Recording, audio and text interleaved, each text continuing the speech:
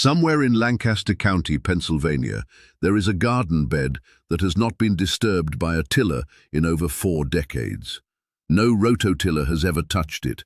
No bottle of commercial herbicide has ever been opened near it. No bag of synthetic fertilizer has ever been poured into it. And yet the soil in that bed is so dark, so crumbly, so alive with biological activity that it looks like fresh chocolate cake pressed between your fingers. The weeds are almost non-existent. The harvests are generous and consistent. The gardener who tends it spends a fraction of the time that neighboring gardeners spend fighting the same battles that seem to have no permanent solution. That gardener is not working less because they have given up on the garden. They are working less because they understood something that most modern gardening advice has quietly moved away from. Something that the agricultural industry has very little financial incentive to teach. Something that soil scientists at respected universities across the country are now confirming with hard data after decades of research. That the way most people garden is actively working against them. That the tools and products they reach for every spring are not solving the weed problem or the fertility problem. They are perpetuating it. And that the method which solves both permanently, for free, using materials most households already have, has been practiced quietly in Amish communities for generations, while the rest of the gardening world spent billions of dollars on problems that didn't need to be complicated. The global herbicide market now exceeds $34 billion annually. That number is not evidence that the weed problem is being solved. It is evidence that the weed problem is being managed just enough to keep gardeners coming back for more. The Amish communities of Pennsylvania and Ohio and Indiana have collectively spent almost none of that. Their gardens produce abundantly. Their soil improves every year rather than degrading. Their weeds diminish rather than returning with the same stubborn enthusiasm every spring. This is the story of how they do it. 5 specific practices, each one free, each one scientifically validated, each one counterintuitive in a way that explains why the modern gardening industry never promoted it, and each one available to any backyard gardener willing to understand why it works before deciding whether to try it. Let's start with the practice that is costing every tilling gardener more than they realize. The first practice is retiring the tiller permanently. Every spring, the same ritual plays out in backyards across the country. The rototiller comes out of the shed, the engine runs, the soil gets turned until it looks dark, fluffy, and clean. The gardener steps back, wipes their hands, and feels the satisfaction of a fresh start. That feeling is real. The fresh start is an illusion. Research from Michigan State University revealed something that changes the entire calculation of spring tilling. Agricultural soils carry anywhere from 56 to nearly 15,000 viable weed seeds in a single square foot of soil. 15,000 seeds packed into a patch of ground no larger than a dinner plate, all of them buried in darkness below the germination zone. All of them perfectly content to stay dormant for years. A single common lamb's quarters plant produces over 72,000 seeds in one season, many of which remain viable for 5, 10, even 20 years underground. Velvet leaf seeds have been documented germinating after decades of dormancy. These seeds are not waiting impatiently, they are waiting patiently and almost indefinitely, and the only 2 things they need to break dormancy are moisture and a brief flash of light. Every time a tiller blade slices through the soil, it reaches into that underground seed bank and delivers exactly that brief flash of light to thousands of seeds that would otherwise have stayed dormant and harmless below the germination zone. The gardener who tills is not preparing the soil for their plants. They are preparing a germination bed for their weeds, one that reloads itself from the buried seed bank every time the tiller makes another pass. The damage goes deeper than weed seeds. Soil biologist Dr. Elaine Ingham spent years mapping what she calls the soil food web, the vast interconnected network of bacteria, fungi, protozoa, and microorganisms that keeps living soil functioning. This network is not a background condition of healthy soil, it is the mechanism of healthy soil. The most critical components of that network are the fungal highways known as mycorrhizal fungi, microscopic threads that attach directly to plant roots and extend their reach far beyond what those roots could access alone, delivering water and minerals from deep in the soil profile in exchange for sugars from the plant. These networks take years to build. A single pass of a tiller blade destroys them in minutes. These same fungi produce a natural biological adhesive called glomalin that binds soil particles together into spongy, aerated aggregates that hold both air and moisture simultaneously. Destroy the fungi, lose the glomalin, and the soil that looked so promising and crumbly in April becomes hard, compacted clay by July, shedding water like concrete and cracking in the summer heat. The beautiful tilth of a freshly worked bed is not a sign of healthy soil. It is a sign of soil whose structure is temporarily disrupted and whose biology is in the process of being destroyed. The Amish solution is one decision made once. Retire the tiller. Leave the buried seeds in the dark where they cannot germinate. Leave the fungal networks intact to build on themselves season after season. Leave the soil structure undisturbed to develop the spongy, moisture-retaining quality that tilled soil can never maintain. The beds that haven't been tilled in 40 years in Lancaster County are not less productive than tilled beds. They are dramatically more productive because the biological infrastructure that drives plant growth has been allowed to develop for 4 decades without interruption. The question that immediately follows is obvious. If the tiller is retired, how does a new bed get started? How do existing weeds and grass get eliminated without the mechanical disruption that tillage provides? The answer involves something that most households put in the recycling bin every week without a second thought. The second practice is the cardboard revolution. Walk into any undisturbed forest and look at the ground. It is never bare. A continuous blanket of fallen leaves, decaying wood, bark fragments, and plant debris covers the soil surface in every direction. That blanket performs 3 functions simultaneously. It smothers weed seedlings before they establish. It feeds the microorganisms beneath it, and it traps moisture so the soil never fully dries out. Nature perfected this system long before gardening existed. The Amish simply replicate it using plain brown corrugated cardboard, the kind that arrives at most households in shipping boxes multiple times a month. The process is almost shockingly simple.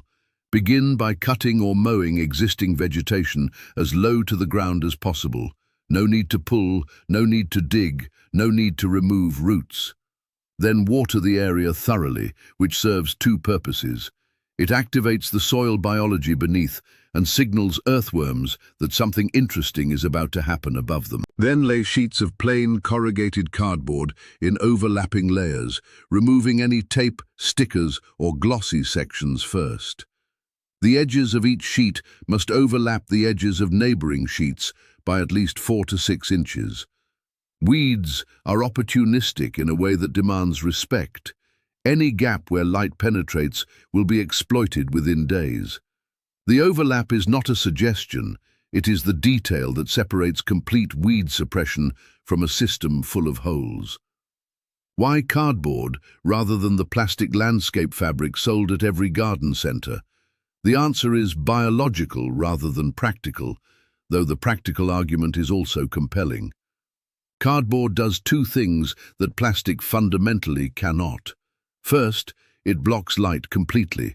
100% of the sunlight reaching the soil surface is eliminated immediately, shutting down the weed seed bank below without the germination trigger that tillage provides. Second, and this is what has made researchers enthusiastic about the method, as the cardboard sits in the dark and damp, it becomes an irresistible food source for earthworms. Decaying cellulose draws them up to the surface in numbers that genuinely transform the soil beneath. They tunnel through compacted ground, aerating it freely and leaving behind worm castings, widely recognized as among the most nutrient-dense natural fertilizers that exist, in quantities that enrich the soil without any purchased input.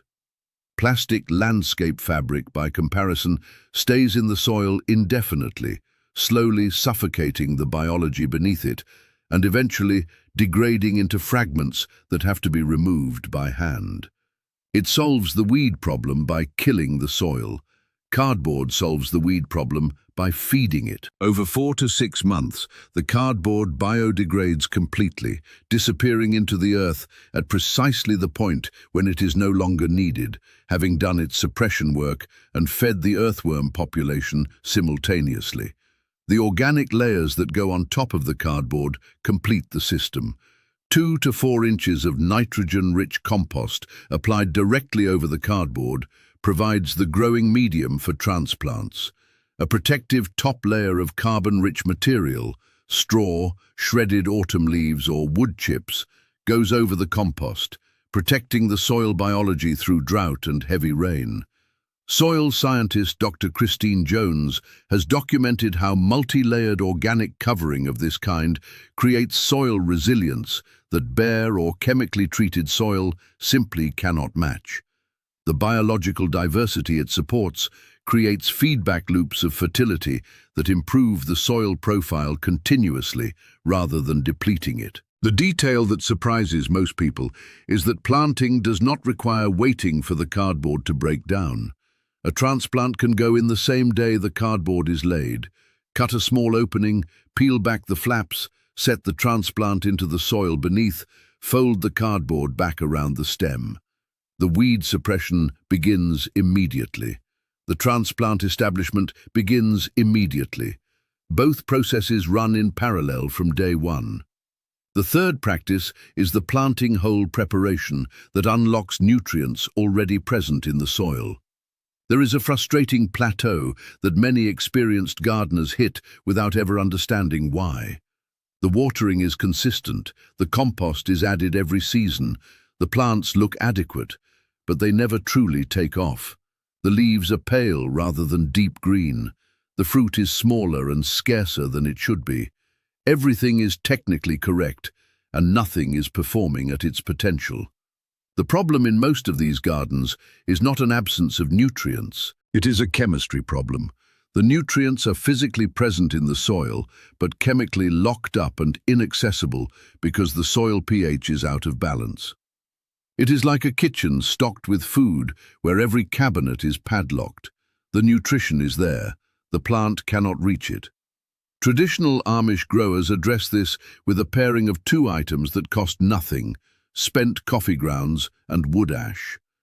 But the way these 2 materials are used matters more than the materials themselves, and the common application mistake that most gardeners make when they first try this combination actually does more harm than the problem it's meant to solve. Coffee grounds are genuinely useful as a soil amendment. They provide nitrogen, attract earthworms, and stimulate microbial activity in the planting zone. But used alone with repeated heavy applications, they gradually push soil pH in the acidic direction, slowly locking up calcium and phosphorus that plants need most. The counterbalance is wood ash, specifically ash from clean, untreated hardwood, never from charcoal briquettes or painted lumber. Hardwood ash is a concentrated source of potassium, calcium, and magnesium, the exact minerals that tomatoes, peppers, and most fruiting vegetables need to build strong cell walls and produce heavy, flavorful yields. The mistake that most gardeners make when they discover this combination is intuitive but chemically damaging. They toss dry wood ash directly into the planting hole alongside the coffee grounds. When dry alkaline ash meets the nitrogen compounds in coffee grounds, An immediate chemical reaction drives that nitrogen off as ammonia gas before the plant's roots can access any of it. Simultaneously, the localized pH spike from the dry ash can scorch tender young roots that are trying to establish in the days immediately after transplanting. The traditional solution is simple and elegant. Rather than dry ash, the ash is converted into a gentle liquid extract. 2 tablespoons of clean hardwood ash stirred into a liter of water and left to sit overnight. By morning, the minerals are dissolved into a cloudy, milky liquid, potent but safely diluted. At planting, a generous handful of spent coffee grounds goes loosely into the bottom of the planting hole. Then, a 1/4 cup of the milky ash extract is poured gently over the grounds. The dissolved alkaline minerals neutralize the acidity of the coffee gradually and evenly, without the damaging pH spike that dry ash would create. The chemistry settles into the sweet spot where nutrients unlock across the entire spectrum of what the plant will need through its growing season. Gardeners who use this method consistently report noticeably deeper green foliage within 3 weeks of transplanting, a visible difference compared to plants set in unprepared holes just feet away. Dr. Jerry Hatfield, former director of the USDA's National Laboratory for Agriculture and the Environment, spent decades confirming what traditional growers understood intuitively, that when soil chemistry is properly balanced, a plant's own immune and growth systems function at their peak, producing results that no external chemical input applied after the fact can replicate.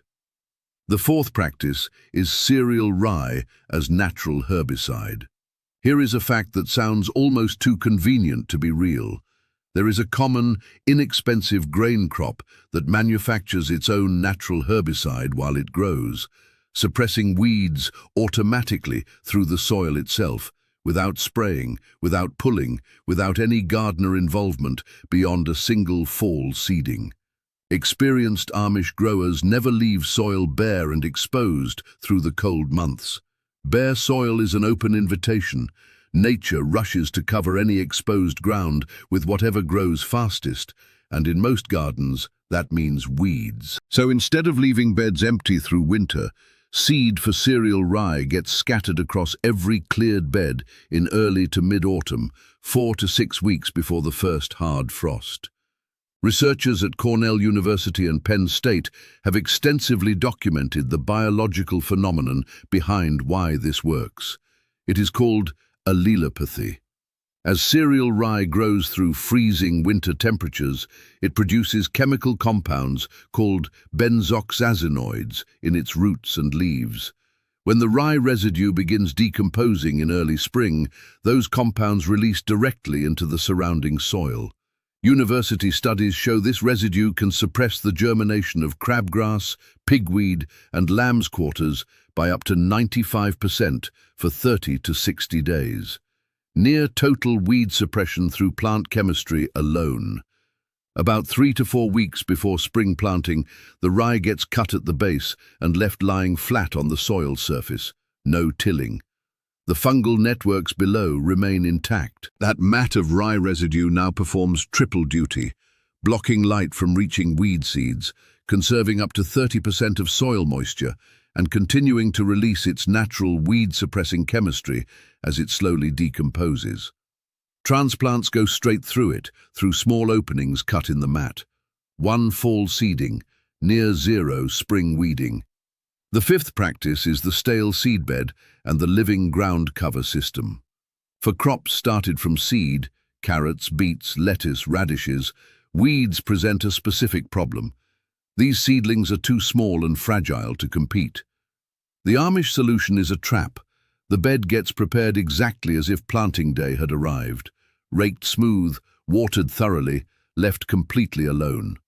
Within 7 to 10 days, thousands of dormant weed seeds near the surface sense the moisture and light and sprout eagerly. Then a sharp hoe scrapes the top half-inch of soil. 5 minutes of shallow work wipes out an entire generation of weeds before a single one can drop new seed. repeated twice before actual planting, reduces weed emergence by 50 to 70% for the rest of the season. For the open spaces between established tall crops, white Dutch clover fills the gaps.